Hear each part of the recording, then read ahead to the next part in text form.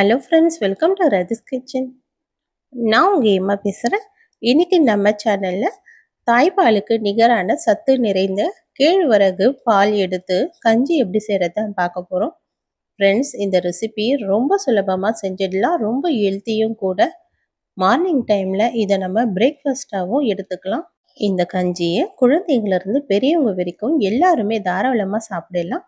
இது உடம்புக்கு அந்த அளவுக்கு ரொம்ப ஆரோக்கியம் நிறைஞ்ச கஞ்சி இது.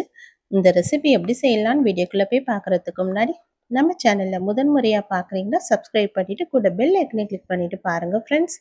இப்போ வாங்க வீடியோக்குள்ளே போகலாம்.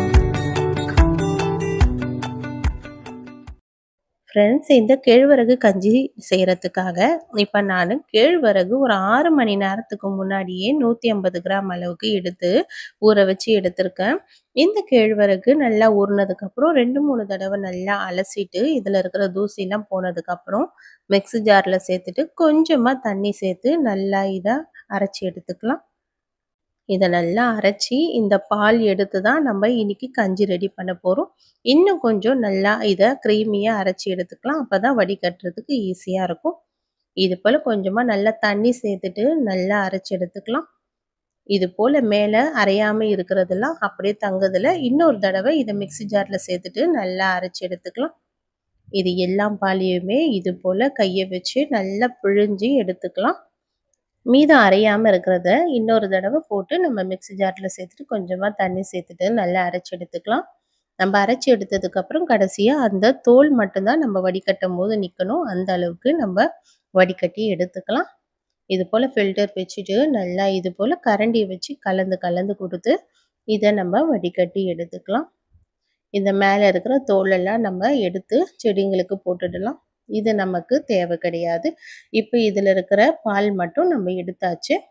எடுத்த பால் இந்த அளவுக்கு நல்லா திக்னஸ்ஸாக இருக்குது பாருங்கள். இது அப்படியே நம்ம கஞ்சி காசணும்னா ரொம்ப திக்காயிடும்.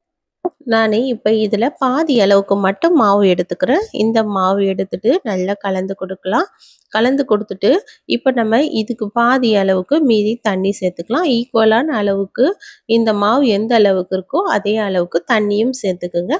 சேர்த்துட்டு இப்போ இதை நல்லா பொறுமையாக கலந்து கொடுத்துட்டே இருக்கலாம். ஸ்டவ் ஆன் பண்ணிவிட்டு ஸ்டவ் மீடியம் ஃப்ளேமில் வச்சுட்டு இது போல் கலந்து கொடுத்துட்டே இருக்கணும்.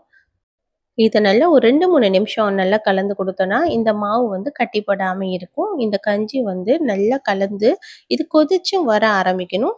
கொதிச்சு வர ஆரம்பிச்சிடுச்சுன்னா நமக்கு கட்டிப்படாமல் இருக்கும். இப்போ நம்ம இதுக்கு தேவையான அளவுக்கு ஒரு 1/4 ஸ்பூன் அளவுக்கு மட்டும் உப்பு சேர்த்துருக்கேன். நான் இன்னைக்கு இந்த கஞ்சியில் நான் இனிப்பு சேர்த்து தான் செய்ய போகிறேன். அதனால் 1/4 ஸ்பூன் அளவுக்கு உப்பு சேர்த்துக்கிறேன். நீங்கள் உப்பு மட்டுமே சேர்த்து சாப்பிட்றதா இருந்தால் இன்னும் கொஞ்சம் கூட உப்பு சேர்த்து நீங்கள் கலந்து விட்டுக்குங்க. இப்போ நல்லா கலந்து கொடுத்தாச்சு. இது நல்லா இந்த அளவுக்கு கொதிக்க கொதிக்க லைட்டாக திக்காகி வர ஆரம்பிக்குதுல, இந்த அளவுக்கு வந்ததுன்னா போதும். இது நல்லா கஞ்சி வெந்தும் வந்துடும் நமக்கு. இந்த அளவுக்கு நல்லா திக்கானதுக்கப்புறம் நமக்கு இதுக்கு தேவையான அளவுக்கு கொஞ்சமாக பால் சேர்த்துக்கலாம். உங்களுக்கு தேவைப்பட்டதுன்னா இதில் பால் சேர்த்து கலந்து குடிங்க. குழந்தைங்களுக்கு கொடுக்குறதா இருந்தால் பால் சேர்த்து கலந்து கொடுத்தா ரொம்ப டேஸ்ட்டாகவும் இருக்கும். அது இல்லாமல் ரொம்ப ஹெல்த்தியாகவும் இருக்கும் குழந்தைங்களுக்கு. நான் இன்னைக்கு இதில் பால் தான் சேர்க்க போகிறேன். நல்லா காசின பால், திக்கான பால் எடுத்து இதில் சேர்த்துக்கிறேன். இதில் ஒரு 200 ml அளவுக்கு பால் சேர்த்துட்டு இதையும் நல்லா கலந்து கொடுத்துக்கிறேன். இப்போ நல்லா இது கஞ்சி ஓரளவுக்கு திக்னஸ் வந்து வந்திருக்கு. முன்னாடி ரொம்ப திக்காக இருந்தது. இப்போ வந்து குடிக்கிற பதத்துக்கு திக்னஸ் வந்திருக்கு. இந்த அளவுக்கு திக்னஸ் தான் நமக்கு குடிக்கிற பதம் ஈஸியாக இருக்கும். இதுக்கு தேவையான அளவுக்கு இப்போ நான் நாட்டு சர்க்கரையும் சேர்த்துக்கிறேன். உங்களுக்கு எந்த அளவுக்கு இனிப்பு தேவையோ நீங்கள் நாட்டு சர்க்கரையோ இல்லைன்னா சர்க்கரையோ சேர்த்துக்குங்க.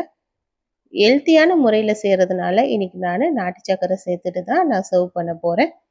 இதை நல்லா நாட்டு சர்க்கரை சேர்த்துட்டும் நல்லா கலந்து கொடுத்துக்கலாம். இப்போ நல்லா கரைஞ்சி வந்ததுக்கு அப்புறமா இதை அப்படியே சர்வ் பண்ணலாம். அவ்வளோதான். நல்லா டேஸ்டியான கேழ்வரகு பால் கஞ்சி எவ்வளோ சுலபமாக நம்ம ரெடி பண்ணிட்டோம் பாருங்கள் ஃப்ரெண்ட்ஸ். இது ரொம்ப ஹெல்த்தியான ரெசிபி. நமக்கு நேரம் கிடைக்கும் போது இது போல் கேழ்வரகு எடுத்து பால் எடுத்து வச்சுட்டோன்னா ஃப்ரிட்ஜில் வச்சுட்டு நமக்கு எப்போல்லாம் தேவைப்படுதோ அப்போல்லாம் இது போல் கஞ்சி காசி நம்ம குடிக்கலாம். ரொம்ப ஹெல்த்தியான ரெசிபி. கண்டிப்பாக ட்ரை பண்ணி பாருங்கள் ஃப்ரெண்ட்ஸ். ட்ரை பண்ணி பார்த்துட்டு எப்படி இருக்குன்னு எனக்கு மறக்காமல் கமெண்ட் பண்ணுங்கள். இந்த வீடியோ பிடிச்சிருந்தா லைக் பண்ணுங்கள். உங்கள் ஃப்ரெண்ட்ஸோடையும் ஷேர் பண்ணுங்கள். தேங்க்யூ.